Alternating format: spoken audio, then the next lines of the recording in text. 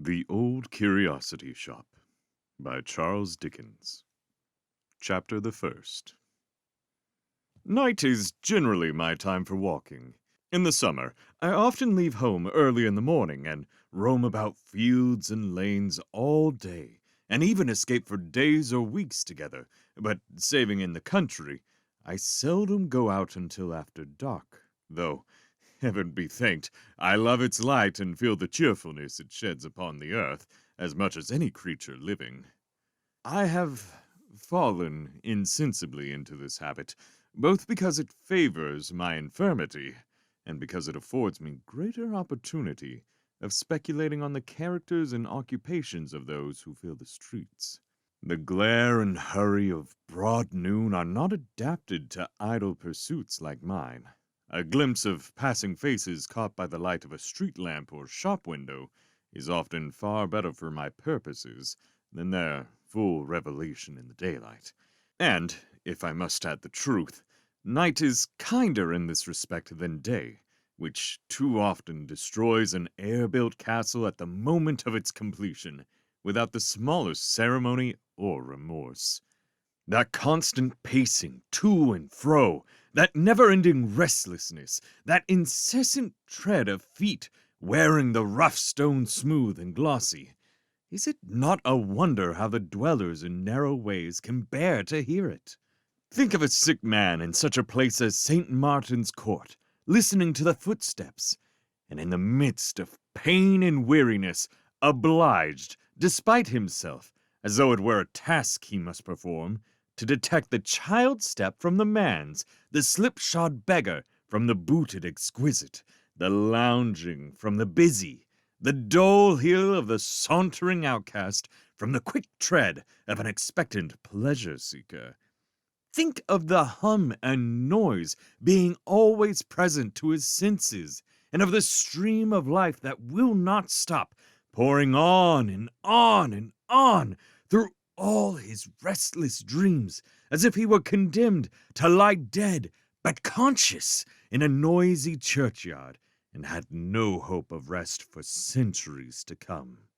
Then the crowds, forever passing and repassing on the bridges, on those which are free of toll at least, where many stop on fine evenings, looking listlessly down upon the water, with some vague idea that by and by it runs between green banks, which grow wider and wider, until at last it joins the broad vast sea, where some halt to rest from heavy loads, and think as they look over the parapet that to smoke and lounge away one's life, and lie sleeping in the sun upon a hot tarpaulin in a dull, slow, sluggish barge, must be happiness unalloyed, and where some, and a very different class, pause with heavier loads than they, remembering to have heard or read in some old time that drowning was not a hard death, but of all means of suicide the easiest and best. Covent Garden Market at sunrise, too, in the spring or summer, when the fragrance of sweet flowers is in the air, overpowering even the unwholesome steams of last night's debauchery, and driving the dusky thrush, whose cage has hung outside a garret window all night long, half mad with joy. Poor bird! The only neighboring thing at all akin to the other little captives, some of whom, shrinking from the hot hands of drunken purchasers, lie drooping on the path already, while others, sodden by close contact, await the time when they shall be watered and freshened up to please more sober company, and make old clerks who pass them on their road to business wonder what has filled their breasts with visions of the country. But my present purpose is not to expatiate upon my walks. An adventure which I am about to relate, and to which I shall recur at intervals, arose out of one of these rambles, and thus I have been led to speak of them by way of preface. One night I had roamed into the city, and was walking slowly on in my usual way, musing upon a great many things, when I was arrested by an inquiry, the purport of which did not reach me, but which seemed to be addressed to myself, and was preferred in a soft, sweet voice that struck me very pleasantly. I turned hastily round and found at my elbow a pretty little girl who begged to be directed to a certain street at a considerable distance, and, indeed, in quite another quarter of the town. "It's a very long way from here," said I, "my child." "I know that, sir," she replied timidly. "I am afraid it is a very long way, for I came from there tonight." "Alone?" said I, in some surprise. "Oh, yes, I don't mind that. But I am a little frightened now, for I have lost my road." "And what made you ask it of me? Suppose I should tell you wrong?" "I am sure that you will not do that," said the little creature. "You are such a very old gentleman, and walk so slow yourself." I cannot describe how much I was impressed by this appeal, and the energy with which it was made, which brought a tear into the child's clear eye, and made her slight figure tremble as she looked up into my face. "Come," said I, "I'll take you there." She put her hand in mine as confidingly as if she had known me from her cradle, and we trudged away together, the little creature accommodating her pace to mine, and rather seeming to lead and take care of me than I to be protecting her.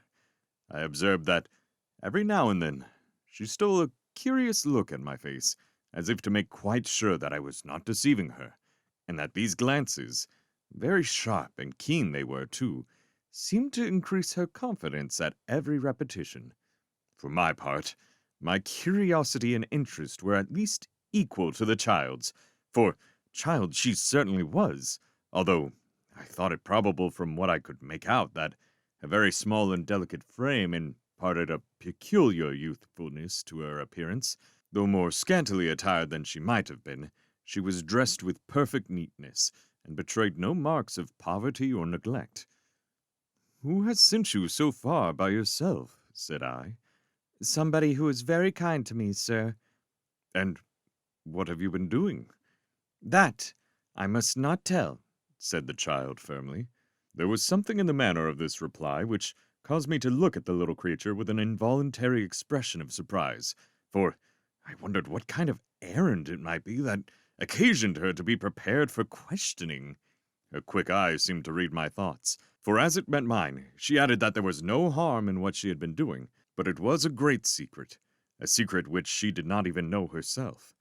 This was said with no appearance of cunning or deceit, but with an unsuspicious frankness that bore the impress of truth.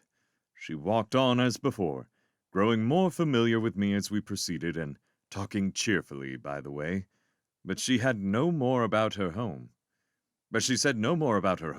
beyond remarking that we were going quite a new road, and asking if it were a short one. While we were thus engaged, I revolved in my mind 100 different explanations of the riddle, and rejected every one. I really felt ashamed to take advantage of the ingenuousness or grateful feeling of the child for the purpose of gratifying my curiosity. I love these little people, and it is not a slight thing when they, who are so fresh from God, love us. As I had felt pleased at first by her confidence, I determined to deserve it, and to do credit to the nature which had prompted her to repose it in me. There was no reason, however, why I should refrain from seeing the person who had inconsiderately sent her so great a distance by night and alone, and it was as not improbable that, if she had found herself near home, she might take farewell of me and deprive me of the opportunity. I avoided the most frequented ways and took the most intricate, and thus it was not until we arrived in the street itself that she knew where we were. Clapping her hands with pleasure, and running on before me for a short distance, my little acquaintance stopped at a door, and remaining on the step till I came up, knocked at it when I joined her. A part of this door was of glass, unprotected by any shutter, which I did not observe at first, for all was very dark and silent within, and I was anxious, as indeed the child was also, for an answer to our summons.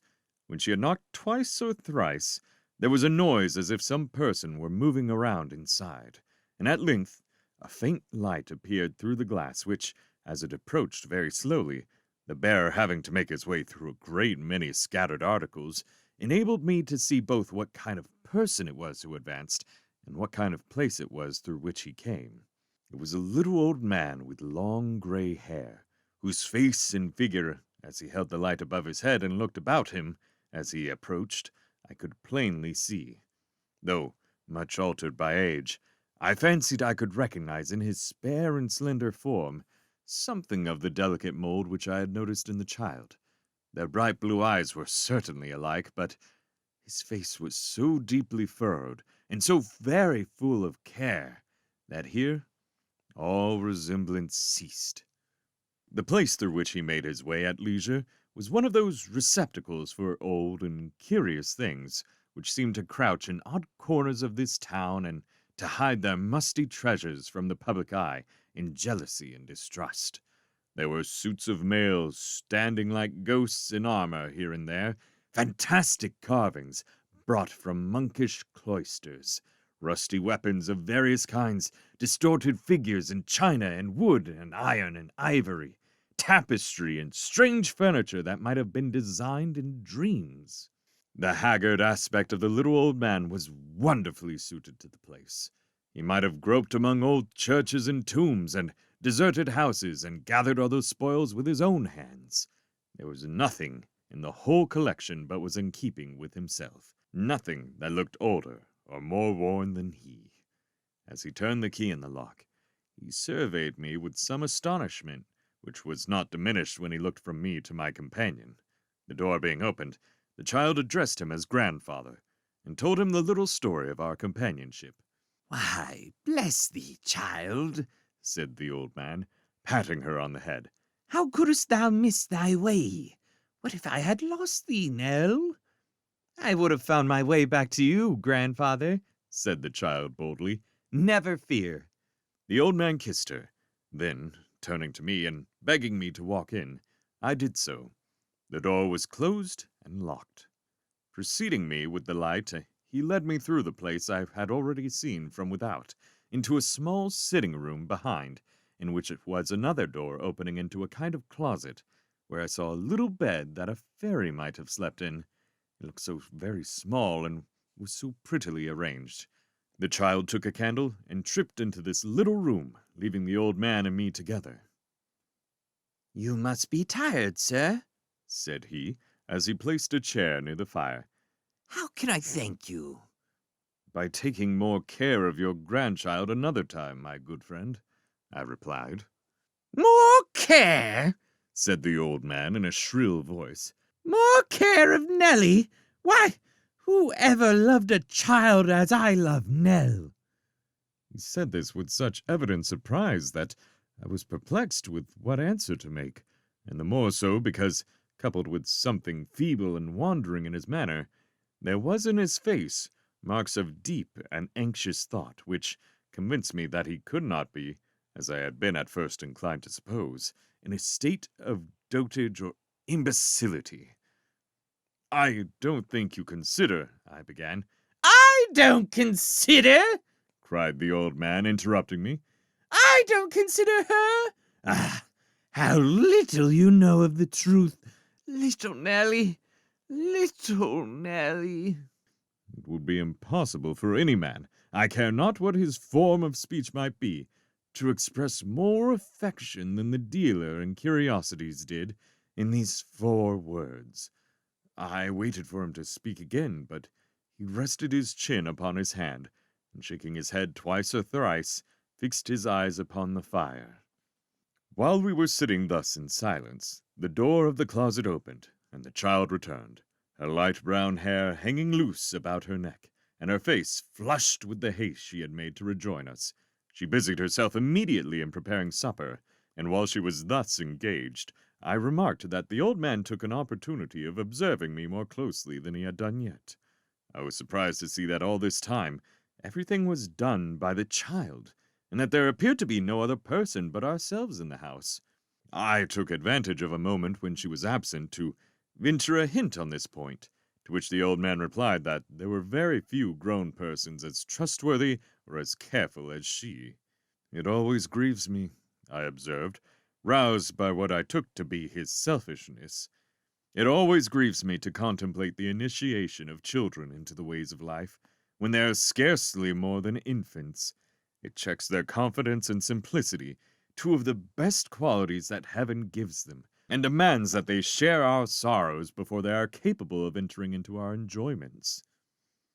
"It will never check hers," Said the old man, looking steadily at me. "the springs are too deep. Besides, the children of the poor know but few pleasures. Even the cheap delights of childhood must be bought and paid for." But, forgive me for saying this, you are surely not so very poor, said I. "She is not my child, sir," Returned the old man. "her mother was, and she was poor. I save nothing, not a penny, though I live, as you see. But," He laid his hand upon my arm and leaned forward to whisper, "she shall be rich one of these days, and a fine lady. Don't you think ill of me because I use her help. She gives it cheerfully, as you see, and it would break her heart if she knew that I suffered anybody else to do for me what her little hands could undertake." "I don't consider," he cried with sudden querulousness. "Why, God knows that this one child is the thought and object of my life, and yet he never prospers me. No, never." At this juncture, the subject of our conversation again returned, and the old man, motioning me to approach the table, broke off and said no more. We had scarcely begun our repast when there was a knock at the door by which I had entered, and Nell, bursting into a hearty laugh, which I was rejoiced to hear, for it was childlike and full of hilarity, said it was no doubt dear old Kit come back at last. "Foolish Nell," said the old man, fondling with her hair. "She always laughs at poor Kit." The child laughed again more heartily than before, and I could not help smiling from pure sympathy. The little old man took up a candle and went to open the door. When he came back, Kit was at his heels. Kit was a shock-headed, shambling, awkward lad, with an uncommonly wide mouth, very red cheeks, a turned-up nose, and certainly the most comical expression of face I ever saw. He stopped short at the door on seeing a stranger, twirled in his hand a perfectly round old hat without any vestige of a brim, and resting himself now on one leg and now on the other, and changing them constantly, stood in the doorway, looking into the parlor with the most extraordinary leer I ever beheld. I entertained a grateful feeling towards the boy from that minute, for I felt that he was the comedy of the child's life. "A long way, wasn't it, Kit?" Said the little old man. Why then, it was a goodish stretch, master, Returned Kit. "Did you find the house easily?" Why then, not over and above, master, Said Kit. "Of course you have come back hungry?" Why then, I do consider myself rather so, master, Was the answer. The lad had a remarkable manner of standing sideways as he spoke, and thrusting his head forward over his shoulder, as if he could not get out his voice without that accompanying action. I think he would have amused one anywhere, but the child's exquisite enjoyment of his oddity, and the relief it was to find that there was something she associated with merriment in a place that appeared so unsuited to her, were quite irresistible. It was a great point, too, that Kit himself was flattered by the sensation he created, and after several efforts to preserve his gravity, burst into a loud roar, and so stood with his mouth wide open and his eyes nearly shut, laughing violently.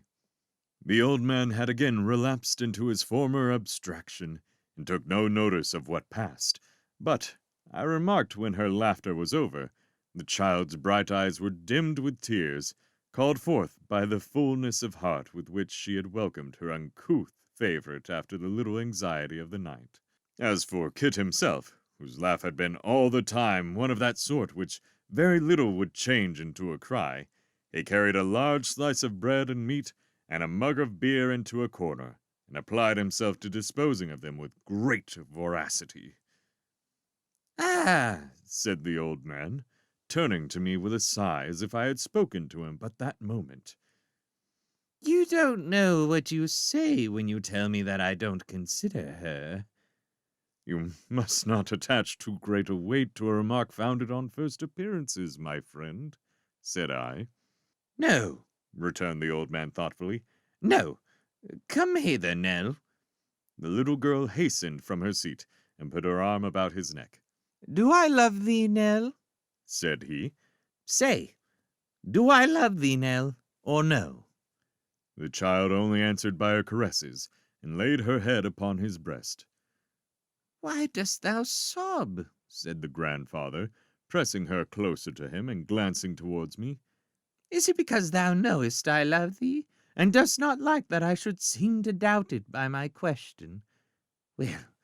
Well, then let us say I love thee dearly. Indeed, indeed you do, replied the child with great earnestness. Kit knows you do. Kit, who in dispatching his bread and meat had been swallowing 2/3 of his knife at every mouthful with the coolness of a juggler, stopped short in his operations on being thus appealed to, and bawled, Nobody isn't such a fool as to say he doesn't. after which he incapacitated himself for further conversation by taking a most prodigious sandwich at one bite. She is poor now, Said the old man, patting the child's cheek. but I say again that the thing is coming when she shall be rich. It has been a long time coming, but it must come at last. A very long time, but it surely must come. It has come to other men who do nothing but waste and riot. When will it come to me? I am very happy as I am, grandfather, Said the child. Tush, tush! Returned the old man. Thou dost not know. How shouldest thou? Then he muttered again between his teeth. The time must come. I am very sure it must. It will be all the better for coming later. And then he sighed, and fell into his former musing state, and still holding the child between his knees, appeared to be insensible to everything around him. By this time, it wanted but a few minutes of midnight, and I rose to go, which recalled him to himself. One moment, sir, He said, Now, Kit, near midnight, boy, and you still here. Get home, get home. Be true to your time in the morning, for there's work to do. Good night. There, bid him good night now, and let him be gone. Good night, Kit. said the child, her eyes lighting up with merriment and kindness. Good night, Miss Nell, Returned the boy. And think this, gentlemen, Interposed the old man. but for whose care I might have lost my little girl tonight. No, no, master. Said Kit. That won't do. That won't do at all. What do you mean? Cried the old man. I'd have found her, master. Said Kit. I'd have found her. I'd bet that I'd find her if she was above ground. I would, as quick as anybody, master. Once more opening his mouth and shutting his eyes, laughing like a stentor, Kit gradually back to the door, and roared himself out. Free of the room, the boy was not slow in taking his departure. When he had gone, and the child was occupied in clearing the table, the old man said, I haven't seemed to thank you, sir, enough for what you have done tonight. But I do thank you humbly and heartily, and so does she, and her thanks are better worth than mine. I should be sorry that you went away and thought I was unmindful of your goodness or careless of her. I am not, indeed. I was sure of that, I said, from what I had seen. But, I added, may I ask you a question? Aye, sir, Replied the old man. what is it? This delicate child, said I, with so much beauty and intelligence, has she nobody to care for her but you? Has she no other companion or adviser? No, He returned, looking anxiously in my face. no, and she wants no other. But Are you not fearful, said I, that you may misunderstand a charge so tender? I am sure you mean well, but are you quite certain that you know how to execute such a trust as this? I am an old man like you, and I am actuated by an old man's concern in all that is young and promising. Do you not think that what I have seen of you and this little creature tonight must have an interest not wholly free from pain? Sir, Replied the old man, after a moment's silence. I have no right to feel hurt at what you say. It is true in many respects. I am the child, and she the grown person, that you have seen already. But waking or sleeping, by night or day, in sickness or health, she is the one subject of my care, and if you knew of how much care, you would look on me with different eyes. You would indeed. Ah, it's a weary life for an old man. A weary, weary life. But there is a great end to gain, and that I keep before me. Seeing that he was in a state of excitement and impatience, I turned on an outer coat which I had thrown off on entering the room, purposing to say no more. I was surprised to see the child standing patiently by, with a cloak upon her arm, and in her hand a hat and stick. Those are not mine, my dear, said I. No, Returned the child quietly. they are grandfather's. But he is not going out tonight, Oh, yes, he is. said the child with a smile. And what becomes of you, my pretty one? Me? I stay here, of course. I always do. I looked in astonishment towards the old man, but he was, or feigned to be, busied in the arrangement of his dress. From him, I looked back to the slight, gentle figure of the child. Alone, in that gloomy place all the long, dreary night. She evinced no consciousness of my surprise, but cheerfully helped the old man with his cloak, and when he was ready, took a candle to light us out. Finding that we did not follow as she expected, she looked back with a smile and waited for us.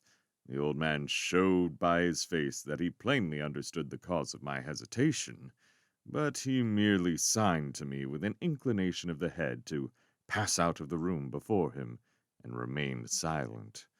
I had no resource but to comply. When we reached the door, the child, setting down the candle, turned to say good night and raised her face to kiss me. Then she ran to the old man, who folded her in his arms and bade God bless her. Sleep soundly, Nell, He said in a low voice. and angels guard thy bed. Do not forget thy prayers, my sweet. No, indeed, answered the child fervently. They make me feel so happy. That's well. I know they do. They should, Said the old man. Bless thee 100 times. Early in the morning I shall be home. You'll not ring twice, returned the child. The bell wakes me, even in the middle of a dream. With this they separated. The child opened the door, now guarded by a shutter which I had heard the boy put up before he left the house, and with another farewell whose clear and tender note I have recalled 1,000 times, held it until we had passed out. The old man paused a moment while it was gently closed and fastened on the inside, and satisfied that this was done, walked on at a slow pace. At the street corner, he stopped, and regarding me with a troubled countenance, said that our ways were widely different, and that he must take his leave. I would have spoken, but summoning up more alacrity than might have been expected in one of his appearance, he hurried away. I could see that twice or thrice he looked back as if to ascertain if I were still watching him, or perhaps to assure himself that I was not following at a distance. The obscurity of the night favored his disappearance, and his figure was soon beyond my sight.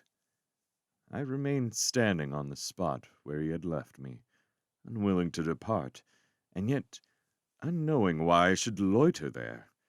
I looked wistfully into the street we had lately quitted, and after a time directed my steps that way. I passed and repassed the house, and stopped and listened at the door. All was dark and silent as the grave. Yet I lingered about, and could not tear myself away, thinking of all possible harm that might come to the child, of fires and robberies and even murder, and feeling as if some evil must ensue if I turned my back upon the place. The closing of a door or window in the street brought me before the curiosity dealers once more. I crossed the road and looked up at the house to assure myself that the noise had not come from there. No, it was black, cold, and lifeless as before. There were few passengers astir. The street was sad and dismal, and pretty well my own. A few stragglers from the theatres hurried by, and now and then I turned aside to avoid some noisy drunkard as he reeled homewards. But these interruptions were not frequent, and soon ceased. The clock struck 1. Still I paced up and down, promising myself that every time should be the last, and breaking faith with myself on some new plea as often as I did so. The more I thought of what the old man had said, and of his looks and bearing, the less I could account for what I had seen and heard. I had a strong misgiving that his nightly absence was for no good purpose. I had only come to know the fact through the innocence of the child, and though the old man was by at the time and saw my undisguised surprise, he had preserved a strange mystery upon the subject, and offered no word of explanation. These reflections naturally recalled again, more strongly than before, his haggard face, his wandering manner, his restless, anxious looks. His affection for the child might not be inconsistent with villainy of the worst kind. Even that very affection was in itself an extraordinary contradiction. Or how could he leave her thus? Disposed as I was to think badly of him, I never doubted that his love for her was real. I could not admit the thought, remembering what had passed between us, and the tone in which he had called her by her name. Stay here, of course, The child had said, in answer to my question. I always do. What could take him from home by night, and every night? I called up all the strange tales I had ever heard of dark and secret deeds committed in great towns and escaping detection for a long series of years. Wild as many of these stories were, I could not find one adapted to this mystery, which only became the more impenetrable in proportion as I sought to solve it. Occupied with thoughts as these, and a crowd of others all tending to the same point, I continued to pace the street for 2 long hours. At length, the rain began to descend heavily, and then, overpowered by fatigue, though no less interested than I had been at first, I engaged the nearest coach, and so got home. A cheerful fire was blazing on the hearth, the lamp burnt brightly, my clock received me with its old familiar welcome. Everything was quiet, warm, and cheering, and in happy contrast to the gloom and darkness I had quitted. I sat down in my easy-chair, and falling back upon its ample cushions, pictured to myself the child in her bed, alone, unwatched, uncared for save by angels, yet sleeping peacefully. So very young, so spiritual, so slight and fairy-like, a creature passing the long dull nights in such an uncongenial place. I could not dismiss it from my thoughts. We are so much in the habit of allowing impressions to be made upon us by external objects which should be produced by reflection alone, but which, without such visible aids, often escape us, that I am not sure I should have been so thoroughly possessed by this one subject, but for the heaps of fantastic things I had seen huddled together in the curiosity dealer's warehouse. These, crowding upon my mind, in connection with the child, and gathering round her, as it were, brought her condition palpably before me. I had her image without any effort of imagination, surrounded and beset by everything that was foreign to its nature, and furthest removed from the sympathies of her sex and age. If these helps to my fancy had all been wanting, and I had been forced to imagine her in a common chamber, with nothing unusual or uncouth in its appearance, it is very probable that I should have been less impressed with her strange and solitary state. As it was, she seemed to exist in a kind of allegory, and having these shapes about her, claimed my interest so strongly that, as I have already remarked, I could not dismiss her from my recollection, do what I would. It would be a curious speculation, said I, after some restless turns across and across the room, to imagine her life in her future, holding her solitary way among a crowd of wild, grotesque companions, the only pure, fresh, youthful object in the throng. It would be curious to find. I checked myself here, for the theme was carrying me along with it at a great pace, and I already saw before me a region on which I was little disposed to enter. I agreed with myself that this was idle musing, and resolved to go to bed, and court forgetfulness. But all that night, waking or in my sleep, the same thoughts recurred, and the same images retained possession of my brain. I had ever before me the old, dark, murky rooms, the gaunt suits of mail with their ghostly, silent air, the faces all awry, grinning from wood and stone, the dust and rust and worm that lives in the wood, and alone, in the midst of all this lumber and decay and ugly age, the beautiful child in her gentle slumber, smiling through her light and sunny dreams.